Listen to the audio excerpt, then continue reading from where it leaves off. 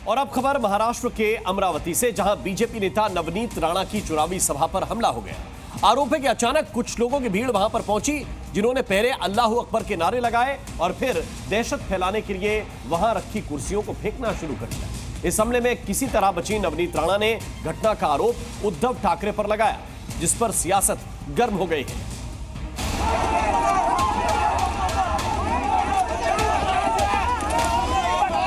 अल्लाहू अकबर के नारे शुरू किए। जिस पक्ष का तालुका अध्यक्ष वो वहाँ रहते हैं, ये सीधा सीधा उन पे इशारा जाता है कि उन्होंने ये किया हुआ सभी कृत्य है। हंगामे और तोड़फोड़ की ये तस्वीरें आई हैं महाराष्ट्र के अमरावती से, जहां बीती रात चुनाव प्रचार के दौरान बड़ा बवाल हो गया। आरोप है कि बीजेपी नेता नवनीत राणा की इस चुनावी सभा में कुछ लोगों ने अचानक अल्लाहू अकबर के नारे लगाने शुरू कर दिए और फिर वहां रखी कुर्सियों को फेंकना शुरू कर दिया। आरोप लगा है कि यह हमला नवनीत राणा को निशाना बनाकर किया गया, लिहाजा इस मामले में केस दर्ज करा नवनीत राणा ने कार्रवाई की मांग की। जबकि हंगामे के बाद इस पूरे इलाके में तनाव फैल गया। नवनीत राणा की सभा में हुआ यह हंगामा इतना बढ़ा कि वहां पूरी तरह से अफरा तफरी का माहौल बन गया। अचानक आई भारी भीड़ ने इस्लामिक नारे लगाए और फिर वहां मौजूद लोगों के बीच में डर का माहौल बनाने के लिए कुर्सियों को फेंकना शुरू कर दिया। इस हमले में किसी तरह बची नवनीत राणा ने आरोप लगाया कि उन्हें जान से मारने की धमकी दी गई। हम सभा कर रहे थे और सभा के दौरान जब मैं भाषण दे रही थी, दूर से ही कई लोगों की हुटिंग शुरू हुई और उन्होंने स्पष्ट जोर जोर से यही कहा, अल्लाहू अकबर के नारे शुरू किए। हमारे कई लोग थे, जब आपके चाहने वाले लोग आजू बाजू खड़े होते हैं तो उससे आपको समझ में आता है कि कुछ तो गड़बड़ वहाँ पे चल रही है।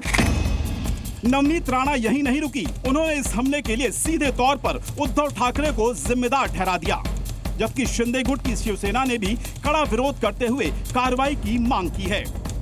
उस गांव में उद्धव ठाकरे जी के जनाब उद्धव ठाकरे जी के तालुका अध्यक्ष रहते हैं, क्योंकि उद्धव बाला साहब ठाकरे जी है नाम उनके बीच में से गायब हो गया है, तो अभी जनाब उद्धव ठाकरे जी बन गए। तो स्पष्ट है कि जिस पक्ष का तालुका अध्यक्ष वो वहाँ रहते हैं, ये सीधा सीधा उन पे इशारा जाता है कि उन्होंने ये किया हुआ सभी कृत्य है। पुलिस ने, दरियापुर पुलिस ने केस दर्ज की है, एफआईआर दर्ज की है और हम विश्वास करते हैं कि पुलिस इन आरोपियों को जल्दी पकड़े और कड़ी से कड़ी सजा दे। वहीं तनाव बढ़ता देख इलाके में भारी पुलिस बल तैनात कर दिया गया है। साथ ही पुलिस ने इस मामले में उपद्रव करने वाले 45 लोगों पर केस दर्ज कर 4 लोगों को गिरफ्तार कर लिया है। अमरावती के खल्लार में एक सभा के दरमियान एक बहुत बड़ा राड़ा हुआ। उस राड़े के अंदर देखा जाए तो नवनीत राणा के ऊपर कुछ कुर्सियां जो है वो चलाई गई और उसके दरमियान नवनीत राणा जो है वो कार्यकर्ताओं में भिड़ गई थी। अभी अगर देखा जाए तो खल्लार गांव में शांतता का जो है वो माहौल है। पुलिस बंदोबस्त यहाँ पे बहुत भारी मात्रा में जो है वो तैनात किया हुआ है। अभी तक 45 लोगों के ऊपर एफआईआर दाखिल किया हुआ है और 4 आरोपी जो है उसमें अरेस्ट किए हुए हैं। इस पूरे हंगामे और बवाल के बाद असदुद्दीन ओवैसी की पार्टी का नाम भी घसीटा जाने लगा, जिनके 15 मिनट वाले बयान का जवाब नवनीत राणा ने धमकी भरे अंदाज में दिया था।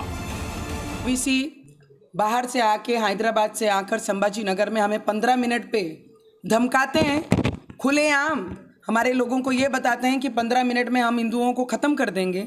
जब वो धमकी देते हैं तो उसका उत्तर उसी तरीके से, उसी पद्धति से उनको ज़रूर दिया जाएगा। जाहिर है महाराष्ट्र चुनाव प्रचार के दौरान जिस तरह की भाषा और बयानों का इस्तेमाल हुआ है, उसमें मर्यादा की सारी दीवारें टूटती नजर आई। अपने अपने दावों के लिए सियासी दलों में जुबानी जंग तेज रही, लेकिन नवनीत राणा की सभा में जिस तरह से धार्मिक उन्माद भड़काकर हिंसा फैलाने की कोशिश हुई, उसने सियासत की नई जंग को हवा दे दी है। अमरावती से जी मीडिया के लिए अनिरुद्ध दाउले की रिपोर्ट। उधर महाराष्ट्र में चुनाव प्रचार का दौर थमने से पहले वहां सियासी रैलियों और रोड शो का सैलाब आ गया। बड़े बड़े नेता और दिग्गज जीत के लिए जनता से वोट मांगते नजर आए। इस बीच आरएसएस के गढ़ नागपुर में भी कांग्रेस के प्रचार के लिए पूरी ताकत कांग्रेस पार्टी ने झोंक दी। प्रियंका गांधी ने वहां 2 रोड शो करके यह संदेश दिया कि नागपुर में बीजेपी का मुकाबला कड़ा होगा। वहीं देवेंद्र फडणवीस भी रोड शो के जरिए प्रचार करते दिखाई दिए।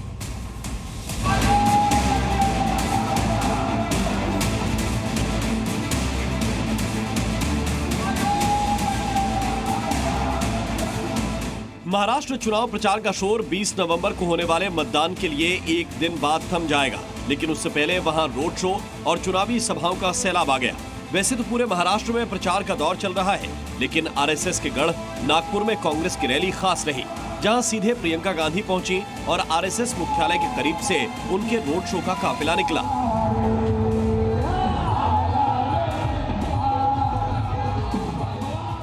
नागपुर में कांग्रेस उम्मीदवार के समर्थन के लिए प्रियंका गांधी ने 2 रोड शो किए, जिसमें दूसरा रोड शो नागपुर मध्य विधानसभा में किया, जहां संघ का मुख्यालय है, और वहीं से कांग्रेस ने बीजेपी के साथ आरएसएस को भी ये संदेश दिया कि उनका फोकस नागपुर पर भी पूरी तरह से है। प्रियंका गांधी के रोड शो के दौरान चारों तरफ जबरदस्त भीड़ है। जो कार्यकर्ता है लगातार नारेबाजी कर रहे हैं और नारेबाजी करके नारे लगा रहे हैं, आला रे प्रियंका आला रे। और विकास जो है कहीं ना कहीं उनके इलाके में जीत लगभग तय है, कांग्रेस के ऐसा मान के चल रही है। इस वजह से कहीं मार्जिन बढ़ाना है, इस वजह से प्रियंका गांधी को यहाँ लाया गया है। प्रियंका गांधी थोड़ा लेट आई है, लेकिन यहाँ चुनाव प्रचार करने का है। वहीं प्रियंका के रोड शो में मौजूद कांग्रेस कार्यकर्ता बेहद जोश में नजर आए और जीत का दावा किया। प्रियंका गांधी के आने से क्या फर्क पड़ेगा?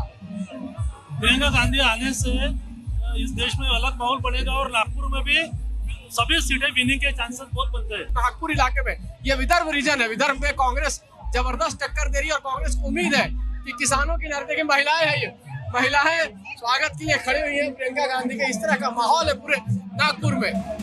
इससे पहले नागपुर दक्षिण पश्चिम सीट से उम्मीदवार देवेंद्र फडणवीस ने रोड शो किया और इस दौरान वो कांग्रेस पर जमकर बरसे। कल राहुल गांधी यहाँ थे, उन्होंने कहा है कि हमारे कांग्रेस पार्टी की सरकार आई तो 3000 रुपया खटाखट अकाउंट में जाने वाला है। उनका खटाखट न हिमाचल में गया न तेलंगाना में गया, कहीं पर भी उनका खटाखट नहीं गया। लोगों ने उनको खटाखट बाजू कर दिया।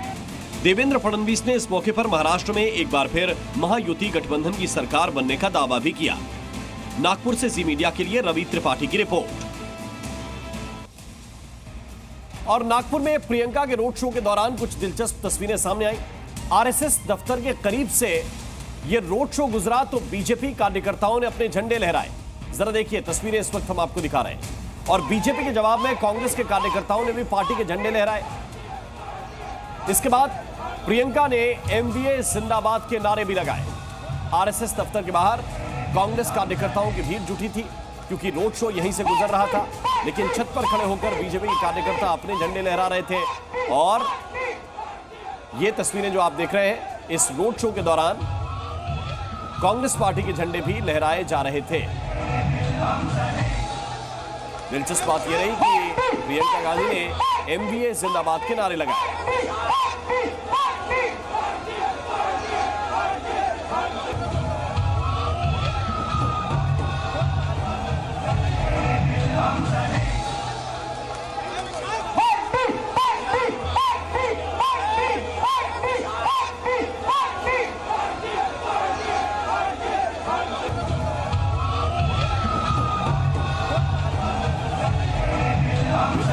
सामने आई है, काफी दिलचस्प है। ऊपर छत पर खड़े हुए बीजेपी के कार्यकर्ता आरएसएस के दफ्तर के ठीक बाहर से जब ये रोड शो गुजर रहा था, उसी वक्त प्रियंका गांधी खुद एमवीए जिंदाबाद के नारे लगा रही थी। कार्यकर्ता जोश में थे, कांग्रेस कार्यकर्ताओं के हाथ में उनके झंडे थे और बीजेपी के कार्यकर्ता जो छत पर खड़े हुए थे वो अपने झंडे लहरा रहे थे।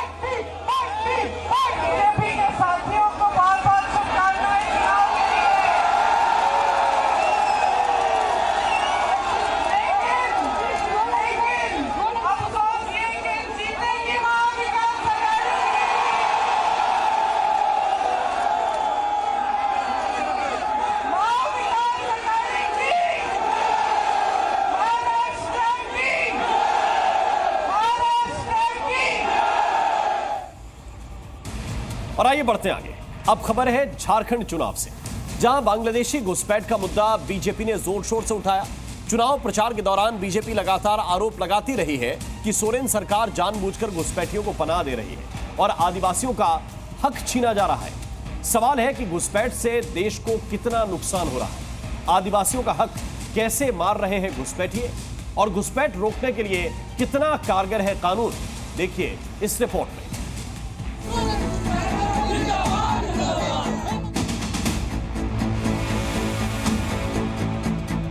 गैस सिलेंडर का कीमत सिर्फ 450 रुपए। न घुसपैठिए देखा जाएगा तो न कोई और चीज देखा जाएगा। मीर जी जो बोल रहा है ना कि गैस सिलेंडर घुसपैठियों को दूंगा, मीर जी को भी हम गंगा में रिसर्जिंग करवाएंगे। घुसपैठियों का समर्थक गठबंधन का ठप्पा बन गया। झारखंड के विधानसभा चुनाव में बांग्लादेशी और रोहिंग्या घुसपैठ का मामला छाया हुआ है। कोल लैंड में सत्ता वापसी के लिए बीजेपी ने बांग्लादेशी घुसपैठ को बड़ा हथियार बनाया हुआ है, जिसका इस्तेमाल बीजेपी के तमाम फायर ब्रांड नेता कर रहे हैं। देखिए, घुसपैठ बहुत गंभीर मुद्दा है देश की सुरक्षा की दृष्टि से। आकाश से टपकते हैं घुसपैठिया, नहीं बॉर्डर से आएंगे। बॉर्डर संभालना किसका काम है? बांग्लादेशी घुसपैठियों को और रोहिंग्या मुसलमानों को यहाँ घुसा करके यहाँ के अस्तित्व के साथ खिलवाड़ करना। झारखंड के चुनाव प्रचार में बीजेपी लगातार घुसपैठ को लेकर सोरेन सरकार का घेराव कर रही है। बीजेपी का आरोप है कि आदिवासी जनजाति की जमीन पर घुसपैठिए लगातार कब्जा करते जा रहे हैं, और ये सच जानते हुए भी कांग्रेस के सपोर्ट से सरकार चला रहे हेमंत सोरेन चुप्पी साधे हुए हैं। चुनावी माहौल में सोरेन को हेमंता का यह आरोप इतना चुभा कि उन्होंने पूरे बीजेपी को ही जहरीला सांप बता दिया। मीर जी जो बोल रहा है ना कि गैस सिलेंडर घुसपैठियों को दूंगा, मीर जी को भी हम गंगा में रिसर्जिंग करवाऊंगा। राहुल गांधी कोई दूसरा दुनिया में पड़ा हुआ है, हम तो परेशान है घुसपैठिया को लेके। राहुल गांधी तो एक शब्द भी घुसपैठिया के लिए नहीं बोलते। ये लोग पॉकेट मार रहे हैं, ये इंसान को भी चुरा के ले जाता है। ये हालत है इनके बारे में। हमेशा उन्माद जहर का फैलाव। मैं तो कहता हूँ इनके मुंह में जवाब में इतना जहर है कि जहरीला सांप भी हो जाएगा। वहीं बीजेपी के आरोपों पर कांग्रेस का साफ कहना है कि घुसपैठ रोकना केंद्र सरकार का काम है, स्टेट का नहीं। आकाश से टपकते हैं घुसपैठिया, नहीं बॉर्डर से आएंगे। बॉर्डर संभालना किसका काम है? शाह का काम है, डिफेंस का काम है। अरे तुम्हारा काम छोड़ के वहां रोने का करने का काम छोड़ के यहाँ इनके पास रोए तो क्या होता? इसमें कोई दो राय नहीं है कि देश की सुरक्षा के लिहाज से घुसपैठ का मुद्दा बड़ी चिंता की बात है, और इस मामले में आरोप प्रत्यारोप का कोई स्कोप नहीं। लेकिन क्या सचमुच केंद्र सरकार अकेले घुसपैठ रोक सकती है? इसे समझने के लिए घुसपैठ रोकने से जुड़े कानूनों को आसान तरीके से समझना बेहद जरूरी है। विदेशी अधिनियम 1946 की धारा 3 में केंद्र सरकार के पास अधिकार है कि वो अवैध विदेशी नागरिकों को देश से बाहर निकाले। इसके अलावा पासपोर्ट अधिनियम 1920 की धारा 5 के तहत अवैध रूप से रह रहे विदेशियों को भी देश से निकालने की ताकत संविधान के अनुच्छेद 258(1) के तहत सभी राज्य सरकारों को मिली हुई है। साथ ही संविधान के अनुच्छेद 239(1) के तहत सभी केंद्र शासित प्रदेशों के प्रशासकों को केंद्र सरकार की ताकत का इस्तेमाल करने का अधिकार है। विदेशी अधिनियम 1946 के तहत अगर कोई व्यक्ति जाली पासपोर्ट पर भारत में घुसता या रहता पाया जाता है तो उसे 2 से 8 साल तक की सजा भी हो सकती है। इसके अलावा उस पर 50,000 रुपए तक का जुर्माना भी लगाया जा सकता है। आपको लग रहा होगा कि घुसपैठ रोकने का कानून इतना ताकतवर है, तो फिर घुसपैठ रोका क्यों नहीं जाता? दरअसल सारा खेल राज्य सरकार के हाथ में होता है। जिले का कलेक्टर ही स्टेट हेडक्वार्टर को किसी घुसपैठिए के बारे में जानकारी देता है। क्योंकि कलेक्टर राज्य सरकार का अधिकारी होता है, इसलिए घुसपैठ मैनेज करने का काम इसी लेवल से शुरू हो जाता है।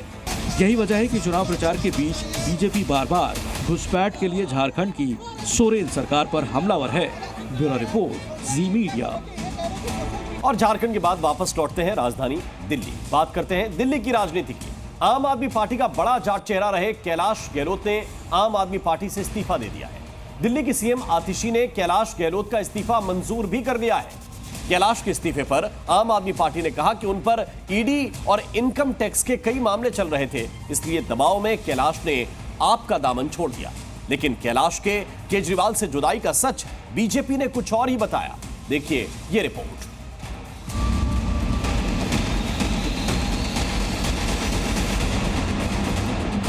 केजरीवाल को बड़ा झटका लगा है। दिल्ली सरकार में मंत्री कैलाश गहलोत ने केजरीवाल का साथ छोड़ दिया है।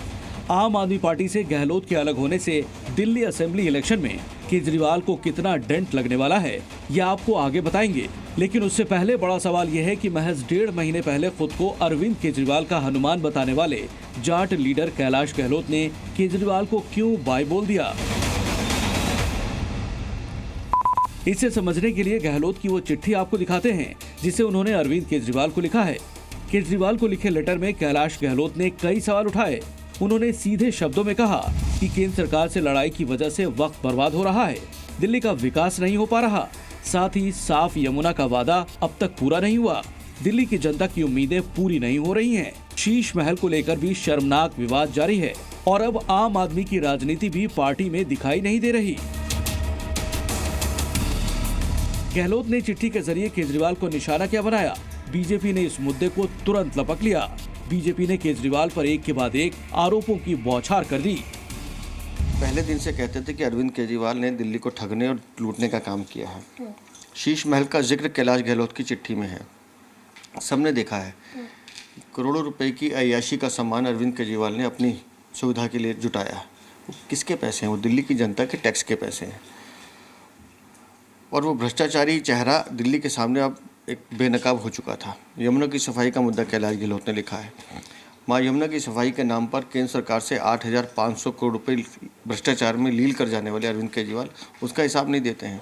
10 साल के कुशासन और भ्रष्टाचार से प्रताड़ित होकर के इनके नेताओं ने, आम आदमी पार्टी के नेता, विधायक, मंत्री, पार्षद, इन्होंने पिछले काफ़ी समय से आम आदमी पार्टी को छोड़ना शुरू किया है। आज कैलाश गहलोत ने भी शायद इसीलिए, क्योंकि अंदर इनका दम घुटता है। जनता इनसे पूछती है कि आपने अपनी विधानसभा क्षेत्र में दिल्ली में मंत्री होते हुए दिल्ली के लिए क्या किया। इनके पास कोई जवाब नहीं है सिवाय इस्तीफा देने के।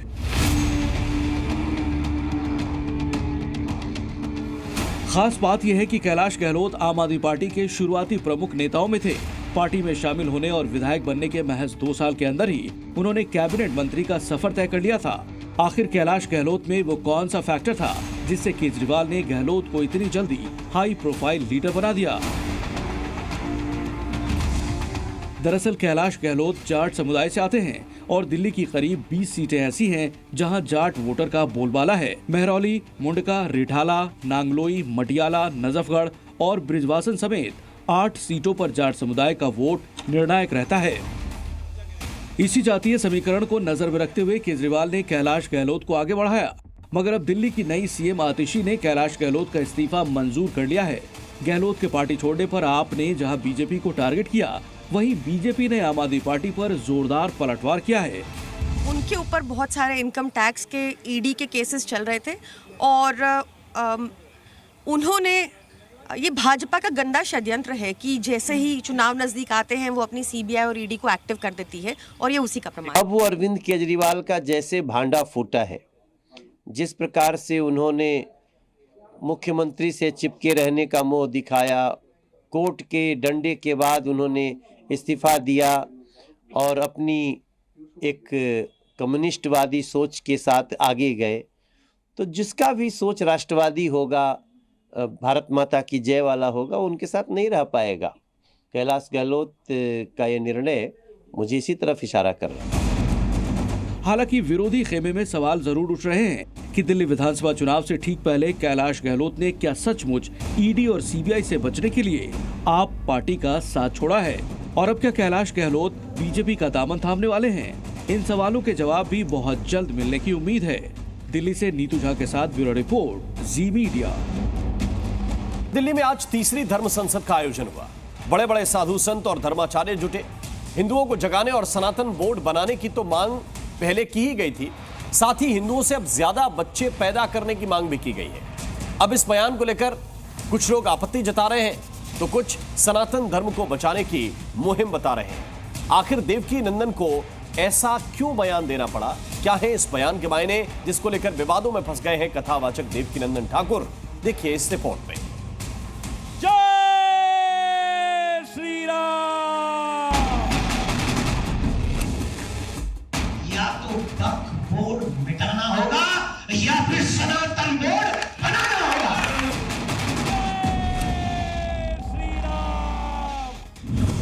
क्या ज्यादा बच्चे पैदा करना देशभक्ति है? क्या ज्यादा बच्चों से हिंदू धर्म की रक्षा होगी? हिंदुओं से ज्यादा बच्चे पैदा करने की अपील क्यों? दिल्ली के करतार नगर इलाके में तीसरी धर्म संसद का आयोजन किया गया, जिसमें पहुंचे कथावाचक देवकीनंदन ठाकुर ने फिर एक बार हिंदुओं की घटती आबादी के साथ ही हिंदू धर्म को लेकर चिंता जाहिर की और ज्यादा बच्चे पैदा करने की अपील की। लोगों ने प्लान कर लिया कि हमारा बच्चा 2 ही अच्छा, प्लान करके बैठे और हमें ये बताया भी गया है, छोटा परिवार, क्या सिखाते हैं हमें? छोटा परिवार सुखी परिवार। और ये बातें हमें सिखाई जाती हैं, छोटा परिवार सुखी परिवार। कोई नहीं जाके बोलता पड़ोसियों से कि तुम्हारे इतना बड़ा परिवार तो तुम क्यों दुखी परिवार। इस बयान से पहले देवकीनंदन ने दिल्ली के नंदनगर में हुई हिंदू युवक मनीष की हत्या का भी जिक्र किया, जिसका आरोप सलमान और अरबाज नाम के लड़कों पर लगा। बताया जा रहा है कि दोनों आरोपी लड़की से छेड़छाड़ कर रहे थे। विरोध करने पर आरोपियों ने मनीष की चाकू मारकर हत्या कर दी। हालांकि पुलिस ने दोनों आरोपियों को अरेस्ट कर लिया है, मगर देवकीनंदन ठाकुर ने इस मुद्दे को हिंदू सुरक्षा और हिंदू आबादी से जोड़ दिया। अक्सर धर्म संसद विवादित बयानों की वजह से चर्चा में रहती है।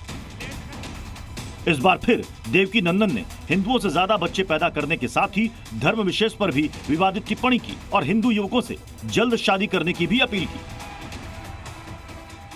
और इसके लिए सबसे सरल उपाय है, हमारे बच्चों का विवाह 20 से 25 साल की आयु में हो जाना चाहिए।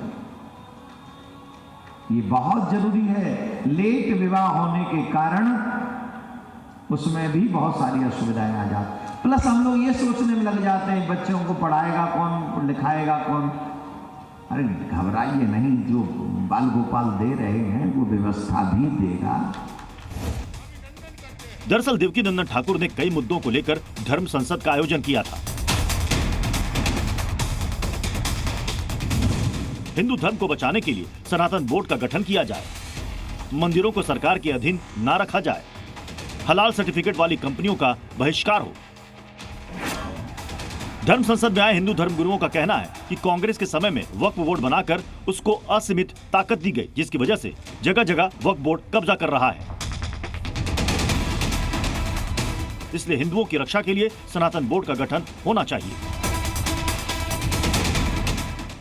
लेकिन ज्यादा बच्चे पैदा करने वाले बयान को लेकर जब हमने हिंदुओं से बात की तो उन्होंने बांग्लादेश और कश्मीर की घटनाओं का जिक्र करते हुए धर्मगुरुओं की अपील को सही बताया। ठीक कहा है कि 8-10 बच्चे हर हिंदू के होने ही चाहिए देश में। 20 साल पहले अगर ये बात हमारे धर्म संत गुरु कह देते तो आज हम स्थिति में नहीं होते जो आज इस स्थिति में है। दिल्ली की धर्म संसद में बड़े बड़े साधु संत जुटे थे। द्वारका पीठ के शंकराचार्य, सदानंद सरस्वती, देश के वरिष्ठ साधु संत, साध्वी और प्रमुख कथावाचक समेत हजारों लोग शामिल हुए। इससे पहले पहली धर्म संसद दिल्ली में 25 फरवरी 2024 को आयोजित की गई थी, जबकि दूसरी 23 जून 2024 को ऋषिकेश में की गई थी। 16 नवंबर 2024 को दिल्ली के करतार नगर इलाके में धर्म संसद का आयोजन किया गया, जबकि चौथी धर्म संसद अगले साल प्रयागराज के कुंभ में आयोजित करने की योजना है। लगातार साधु संत मंदिरों को सरकारी कब्जे से मुक्त करने और सनातन बोर्ड की मांग उठा रहे हैं। दिल्ली में तो बस कुछ हजार साधु संत ही जुट पाए, लेकिन जब ये धर्म संसद प्रयागराज में लगेगी तो करोड़ों साधु संतों और सनातनियों का जमावड़ा होगा और सरकार पर इन मांगों को लेकर बड़ा दबाव होगा। दिल्ली से नीतू झा, अलीगढ़ से राहुल मिश्रा की रिपोर्ट, जी मीडिया। और अब बात एक और महाराज की। जी हां, कालीचरण महाराज, जिन्होंने हिंदू हित के लिए काम नहीं करने वालों को फतवा जारी करने की बात कही। हिंदू धर्मगुरु की इस अपील पर मुस्लिमों का भी रिएक्शन आया है। क्या है यह पूरा मामला, देखिए इस रिपोर्ट में।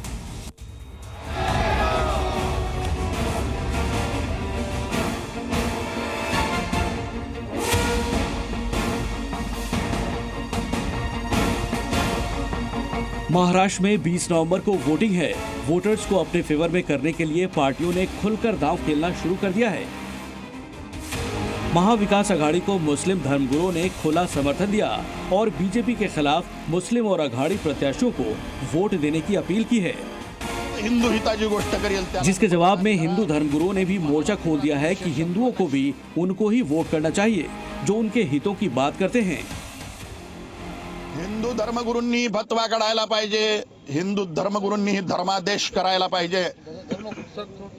जो हिंदू हिताची गोष्ट करेल त्यालाच मतदान करा। हिंदू धर्मगुरूंनी फतवा करायला। कालीचरण महाराज का ये बयान सज्जाद नोमानी पर पलटवार माना जा रहा है। दरअसल Sajjad Nomani All India Muslim Personal Law Board के मेंबर हैं। उन्होंने लिस्ट जारी करते हुए मुस्लिमों से अघाड़ी प्रत्याशियों को वोट देने की अपील की है। साथ ही 22 मुस्लिम प्रत्याशियों को जिताने की अपील भी की है। इसके अलावा उलेमा बोर्ड ने भी महाविकास अघाड़ी को सशर्त समर्थन दिया है।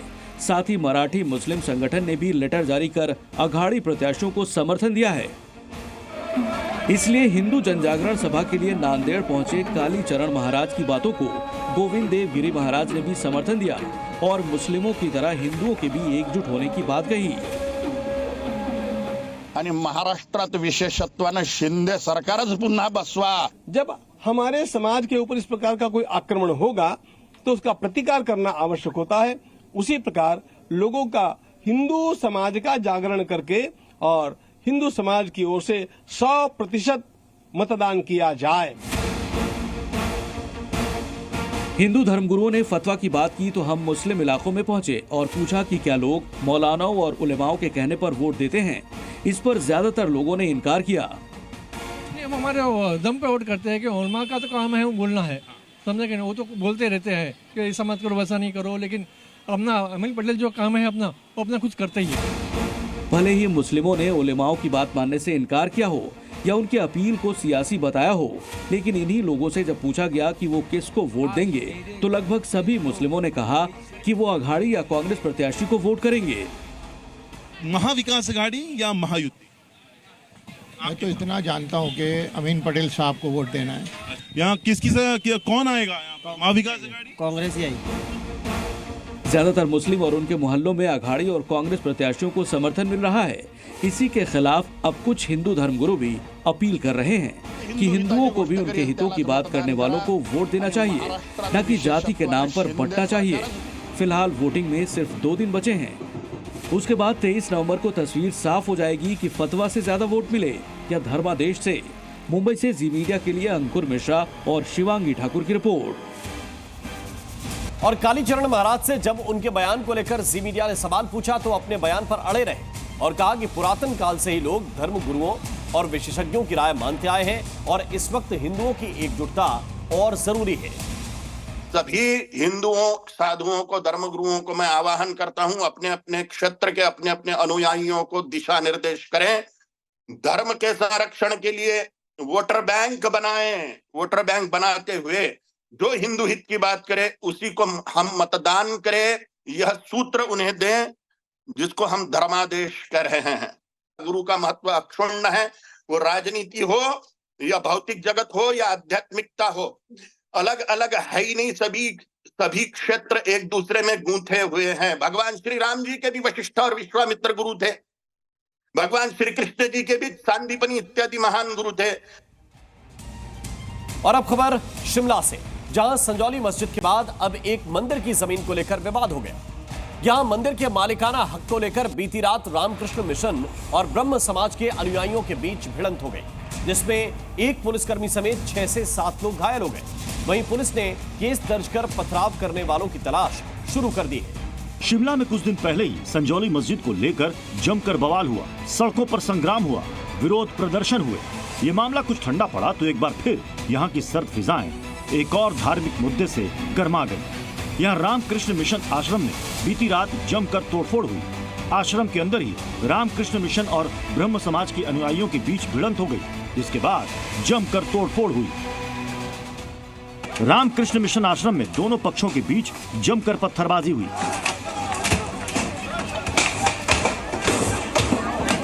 आश्रम में रखे सामान को तोड़ दिया गया। हिंसा पर उतारू लोगों के हाथ में जो आया वो दूसरे पक्ष पर फेंकता गया। किसी ने वहां रखे गमलों को उठाकर फेंका तो कोई वहां कुर्सियों को तोड़ता नजर आया। इस दौरान वहां पहुंची पुलिस के लिए भी हालात संभालना बड़ी चुनौती बन गया। यहां तक कि पुलिस टीम का एक जवान भी पत्थर लगने से घायल हो गया। वहीं हमले में घायल लोग एक दूसरे पर आरोपों की बौछार करते नजर आए। इन्होंने पत्थरबाजी की हमारे लोगों पे, ये देखो गमले तक फेंके हमारे ऊपर। ये देखिए क्या क्या उन्होंने नहीं फेंका। यहाँ पे हमारी माताएं बहनें बैठी थी, उनके ऊपर पत्थर फेंके गए हैं। जानकारी के मुताबिक ये पूरा मामला मंदिर और उसकी जमीन से जुड़ा है, जिस पर रामकृष्ण मिशन आश्रम और ब्रह्म समाज के बीच लंबे समय से विवाद चल रहा है। ये मामला सुप्रीम कोर्ट में भी लंबित है, मगर दोनों पक्ष अपने अपने दावे कर रहा है। हम आपको दिखाएंगे कि किस हालात में ये आश्रम इस वक्त है, और कल की अगर तस्वीर देखें तो बिल्कुल ही अलग था। हालांकि जिस तरह से बीती रात को एक झड़प हुई, हालांकि दोनों पक्षों के बीच में जब घुसकर 100 लोग जो हैं वो यहाँ पर पहुंच जाते हैं। 8:30 बजे के बाद भी आश्रम को खुला रखने की मांग वो करते हैं। जब उन्हें यहाँ से बाहर जाने के लिए कहा जाता है कि आश्रम की कुछ मर्यादाएं हैं, 8:30 बजे के बाद वो आश्रम को खुला नहीं रख सकते हैं। उसके बाद पुलिस को इन्फॉर्म किया जाता है, पुलिस भी यहाँ पर पहुंचती है, लेकिन बावजूद उसके कोई भी पुलिस की ओर से एक्शन नहीं लिया जाता है। रामकृष्ण मिशन की तरफ से आरोप लगाया गया कि रात करीब 8:30 बजे ब्रह्म समाज के लोगों ने वहां पर पहुंचकर नारेबाजी शुरू कर दी और मंदिर को अपना बताते हुए बवाल कर दिया। वो लोग आए, पार्टिसिपेट किया, हमें लगा भक्त हैं, और मंदिर का बंद होने का टाइम हो गया 8:30 तक, तब तक वो वहीं थे। तो हमने बोला अब मंदिर बंद करने का समय है, आप निकल जाओ। उसके बाद उन्होंने गाली गलौज शुरू कर दी और रामकृष्ण मिशन को गालियां देना शुरू कर दी, साधु सन्यासियों को, और बोलने लगे कि ब्रह्म समाज का मंदिर है। उन्होंने हमें धक्के देकर के बाहर निकाल दिए और हमारे कैमरे जो मंदिर के अंदर लगे थे उसे तोड़ दिए। वहीं ब्रह्म समाज की तरफ से विवाद पर सफाई दी गई कि मंदिर के कालीबाड़ी हॉल में 2 दिन से ब्रह्म सम्मेलन चल रहा था, लेकिन रामकृष्ण मिशन के कुछ लोगों ने उस जगह को घेरकर पूजा अर्चना करने से रोक दिया। उन्होंने जबरदस्ती ना हमारे को बंद करने दिया, बल्कि उनके गुंडे सारे खड़े हो गए, महिलाएं भी बहुत साथ में थी, और गुंडे खड़े कर दी। फिर तो हमारे को ही मंदिर में एंटर होने के लिए उन्होंने मना किया। हमने पुलिस को फोन किया, पुलिस आई, लेकिन हमारे बड़ी दुख की बात करना है कि पुलिस का सहयोग उनकी तरफ पूरा था। कुछ लोगों को इनके देखिए, इनके सिर पे पत्थर लगा दिया। बताया जा रहा है कि इस पथराव में 6 से 7 लोग घायल हुए हैं, जिसमें पुलिस का एक जवान भी शामिल है। पुलिस ने मामले पर केस दर्ज कर पथराव करने वालों की पहचान शुरू कर दी। साथ ही मौके पर भारी संख्या में पुलिस बल को तैनात कर दिया गया है, ताकि दोनों पक्षों के बीच वहां फिर कोई विवाद ना हो। इसमें 2 FIR पंजीकृत की है। कुछ लोग जो है चिन्हित किए हैं, और वो बड़े बड़े पत्थर लेकर अपने हाथों में आए थे, और बाद में पता चला कि जो है वो कुछ यूनिवर्सिटी के स्टूडेंट और कुछ कॉलेज के स्टूडेंट्स को भी वहाँ पर बुलाया इन लोगों ने, और इस घटनाक्रम की पुलिस जांच कर रही है। इनकी ओर से ये भी कहना है कि जो वो लोग कल जो जितने भी लोग ब्रह्म समाज का हवाला देकर यहाँ पर पहुंचे थे वो ब्रह्म समाज के नहीं है। हाई कोर्ट भी इसे लेकर स्पष्टीकरण दे चुका है, और उन्हें ब्रह्म समाज का नाम इस्तेमाल ना करने को लेकर भी ऑर्डर्स कई बार हो चुके हैं। कैमरा पर्सन अशोक सोनी के साथ समीक्षा राणा, जी मीडिया, शिमला। और दिल्ली में पॉल्यूशन लेवल बेहद खतरनाक हो गया है। सड़कों पर निकलना मुश्किल हो गया है, क्योंकि दिल्ली की हवा जहरीली हो गई है। दिल्ली में पॉल्यूशन की क्या है 70-30 थ्योरी? कौन है दिल्ली की इस बड़ी परेशानी का जिम्मेदार? दिल्ली में रिकॉर्ड तोड़ पॉल्यूशन की एक-एक डिटेल देखिए इस रिपोर्ट में।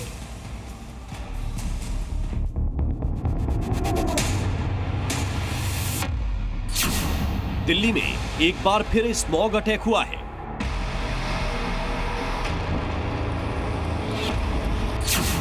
दिल्ली की हवा फिर से जहरीली हो गई।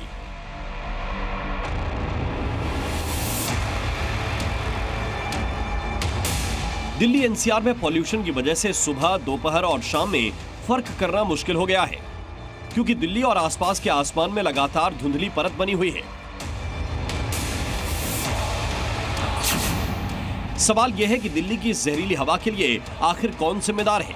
क्या पराली जलाने से दिल्ली की हवा खराब हुई? क्या गाड़ियों के धुएं से आसमान में धुंध छाई? क्या दिल्ली एनसीआर की फैक्ट्रियों के धुएं से हालात बिगड़े? सवाल कई हैं, लेकिन जवाब कहीं नहीं। राजधानी के लोगों के लिए हर साल सर्दियों के मौसम में जहरीली हवा को झेलना एक आदत सी बन गई है। दिल्ली में इस वक्त पॉल्यूशन गंभीर कैटेगरी में बना हुआ है।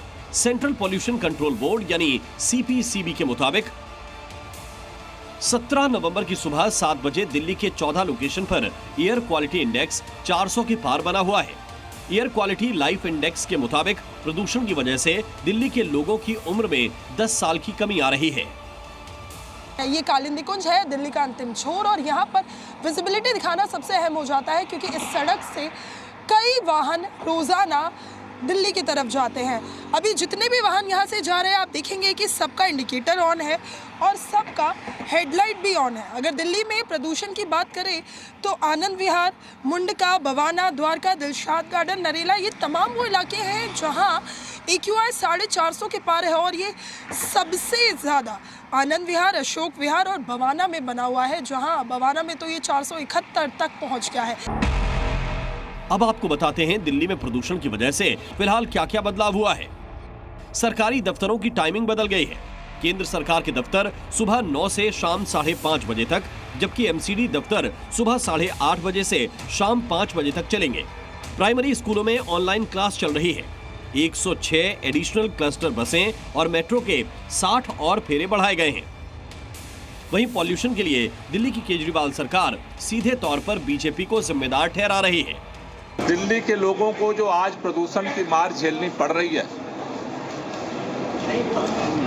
उसमें जो अभी रिसर्च सामने आ रहा है कि केवल 30% दिल्ली के अंदर का प्रदूषण है।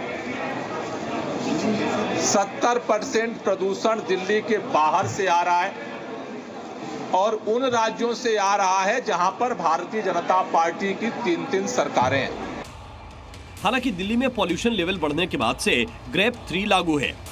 ग्रेप 3 लागू होने के पहले दिन ट्रैफिक पुलिस ने करीब 550 चालान काटकर 5 करोड़ 85 लाख रुपए का जुर्माना वसूला। आपको बता दें कि ग्रेप 3 के तहत डीजल गाड़ियों की आवाजाही पर पाबंदी है, मकानों की तोड़फोड़ और कंस्ट्रक्शन पर भी रोक है। खुदाई के काम पर भी पाबंदी लगाई जा चुकी है। इमरजेंसी व्हीकल के अलावा मीडियम गुड्स व्हीकल पर रोक है। इसके साथ ही मशीन से सड़कों की सफाई की फ्रीक्वेंसी बढ़ाई गई है और हैवी ट्रैफिक वाले रूट पर पीक आवर से पहले पानी का छिड़काव किया जा रहा है, मगर हालात जस के तस बने हुए हैं। दिल्ली से नीतू झा के साथ ब्यूरो रिपोर्ट, जी मीडिया। और अब एक दिलचस्प तस्वीर यूपी से दिखाते हैं, जहां बीजेपी और समाजवादी पार्टी के बीच पोस्टर वॉर जारी है। मगर लखनऊ के बीजेपी कार्यालय के बाहर नेताजी मुलायम सिंह यादव का पोस्टर लगाया गया है। इस पोस्टर में नेताजी को श्रद्धांजलि अर्पित की गई है। होर्डिंग में मुलायम सिंह यादव के साथ उनकी बहू और बीजेपी नेता अपर्णा यादव की तस्वीर भी साफ दिखाई दे रही है। इस होर्डिंग को बीजेपी कार्यकर्ता चौधरी विवेक बलियान ने लगवाया है। लखनऊ से हमारे संवाददाता मयूर शुक्ला की एक रिपोर्ट आपको दिखाते हैं। बीजेपी और सपा के बीच लगातार पोस्टर वॉर चल रहा है, लेकिन आज मैं आपको एक ऐसा पोस्टर दिखाने जा रहा हूं जिसको देखकर आप भी आश्चर्यचकित रह जाएंगे। बीजेपी कार्यालय के बाहर ये जो पोस्टर लगा है और ये कॉम्बिनेशन आपने शायद इससे पहले कभी ना देखा होगा ना सोचा होगा। यहाँ पर नेताजी यानी कि मुलायम सिंह यादव की तस्वीर लगी है और ब्रांडिंग लोगो देखिए, भारतीय जनता पार्टी का कमल का निशान है यहाँ पे। और ये जो पूरा पोस्टर है वो बीजेपी मुख्यालय के बाहर लगाया गया है। ये विवेक बालियान है जो कि अपर्णा यादव जो कि भाजपा की नेत्री हैं, उपाध्यक्ष है राज्य महिला आयोग की, उनके ये समर्थक हैं। और इस पर लिखा है श्रद्धेय नेताजी की 25वीं जयंती पर शत शत नमन। अब ये समझ में नहीं आ रहा है कि विवेक बालियान नेताजी के समर्थक हैं कि भारतीय जनता पार्टी के समर्थक हैं, क्योंकि फोटो तो ज़रूर इन्होंने अपर्णा यादव की लगाई है। अपर्णा यादव मुलायम सिंह यादव की बहू हैं। तो ऐसे में ये जो कॉम्बिनेशन है, ये एक अद्भुत पोस्टर फिलहाल भाजपा कार्यालय के बाहर इस वक्त लगाया गया है और जो कि काफ़ी ज़्यादा चर्चा में है कि मुलायम सिंह यादव का पोस्टर लगा है बीजेपी कार्यालय के बाहर और ब्रांडिंग है उसमें भारतीय जनता पार्टी का सिंबल है जो कि कमल का निशान है। तो पोस्टर वॉर तो लगातार चल रहा है, एक दूसरे पर छींटाकशी भी बीजेपी और सपा के लोग कर रहे हैं, वार पलटवार चल रहा है। लेकिन ये अद्भुत पोस्टर जो आज विधान भवन के जस्ट सामने जो गेट है भारतीय जनता पार्टी के मुख्यालय का, उसके सामने लगा दिया गया है। कैमरा सिंह गिरीश के साथ मयूर शुक्ला, जी मीडिया, लखनऊ। और अब बात करते हैं मिडिल ईस्ट में एक बार फिर भड़के विध्वंसक युद्ध के आग की, जिसकी चिंगारी निकली है इजरायल के पीएम नेतन्याहू के घर से। दरअसल दावा है कि हिजबुल्लाह ने नेतन्याहू के आवास पर 1 महीने में दूसरी बार हमला किया और अब दावा किया जा रहा है कि इजरायल हिजबुल्लाह पर पलटवार की तैयारी में है, जिसका खमियाजा लेबनान को भी भुगतना पड़ रहा है। इजरायल के आसमान में फ्लेयर बॉम्ब की आग मिडिल ईस्ट में सबसे विध्वंसक युद्ध की चिंगारी से कम नहीं है। सीसीटीवी कैमरे में कैद आग की लपटें इजरायल ईरान वॉर जोन में सबसे बड़ी तबाही का ट्रेलर हैं। ऐसा इसलिए क्योंकि दूसरी बार नेतन्याहू के घर को टारगेट किया गया है। एक बार फिर इजरायल के पीएम के घर पर हमला हुआ है। आरोप लग रहे हैं हिजबुल्लाह पर। दावा है कि इस हमले की मदद की है इजराइल के दुश्मन देश लेबनान ने, और यही वजह है कि इस युद्ध में और ज्यादा बारूदों की बारिश का अंदेशा लगाया जा रहा है। 1 साल से भी ज्यादा का वक्त बीत चुका है, लेकिन मिडिल ईस्ट में जारी जंग थमने के आसार नजर नहीं आ रहे। यह हमला इजरायली प्रधानमंत्री बेंजामिन नेतन्याहू के सीजेरिया स्थित घर पर हुआ। विदेशी मीडिया के मुताबिक दोनों फ्लेयर्स यानी आग के गोले घर के आंगन में गिरे। इजरायली पुलिस ने भी इस हमले की पुष्टि की है। हालांकि इस हमले में किसी तरह का कोई नुकसान नहीं हुआ है। एजेंसियों का कहना है कि हमले के वक्त नेतन्याहू और उनका परिवार घर पर नहीं था। इससे पहले 19 अक्टूबर को नेतन्याहू के घर पर हमला हुआ था। उस वक्त भी नेतन्याहू और उनकी पत्नी सारा घर पर नहीं थे। पूरी दुनिया इस बात से वाकिफ है कि इजराइल अपने ऊपर हुए एक हमले का हिसाब चुकता करता है। इजराइल के दुश्मन भी इस बात को जानते हैं कि इजराइल किस तरह से अपने दुश्मनों का चुन चुन कर सफाया करता है। इतना ही नहीं, इजराइल ने पहले कई बार दुनिया को इस बात का सबूत भी दिया है। ऐसे में नेतन्याहू के घर पर 2 सिलसिलेवार अटैक से वॉर जोन में आगे क्या होने वाला है, इसका अंदाजा लगाना मुश्किल नहीं। वहीं बीते करीब 48 घंटों से इजराइल ने लेबनान पर अब तक का सबसे विध्वंसक हमला शुरू कर दिया है। इजराइल के फाइटर जेट्स उत्तरी और दक्षिणी लेबनान में ताबड़तोड़ हमले कर रहे हैं। इजराइल का कहना है कि इन इलाकों में हिजबुल्लाह के फाइटर्स ने अपना कैंप बना रखा है, जिसके लिए रिहायशी इलाकों को ढाल बनाया जा रहा है। जानकारी के मुताबिक इजरायली फाइटर जेट्स और ड्रोन ने दक्षिण और पूर्वी लेबनान में 90 अटैक किए। 16 अलग अलग इलाकों पर करीब 100 गोले दागे गए। लेबनान में बेरूत, त्रिपोली और टायर शहर को प्रमुख रूप से निशाना बनाया जा रहा है। नेतन्याहू के घर पर हुए अटैक के बाद इजराइल का हमला और तेज हो गया है। अब ऐसे में सवाल है कि इजराइल के जिस आयरन डोम की मिसाल दी जाती है, वो आखिर नेतन्याहू के घर पर अटैक को रोकने में कैसे नाकाम रहा। जानकार मानते हैं कि इजराइल को लंबी दूरी की मिसाइल को नाकाम करने में परेशानी नहीं होती, लेकिन कम दूरी के रॉकेट या फिर ड्रोन को पकड़ने में सुरक्षा सिस्टम नाकाम साबित हो रहा है। पिछली बार जब नेतन्याहू के घर पर ड्रोन से अटैक हुआ था, तब सिर्फ एक ड्रोन को मार गिराने के लिए इजराइल को 4 लड़ाकू विमान और 1 मिसाइल छोड़ने पड़े थे। 7 अक्टूबर 2023 की रात इजराइल पर पहला हमला किया गया था। 1 साल से ज्यादा का वक्त बीत चुका है, लेकिन अब भी पूरे मिडिल ईस्ट में शांति के कोई आसार दिख नहीं रहे। ब्यूरो रिपोर्ट, जी मीडिया। और इसी के साथ राजनीति में अभी के लिए बस इतना ही। जी न्यूज़।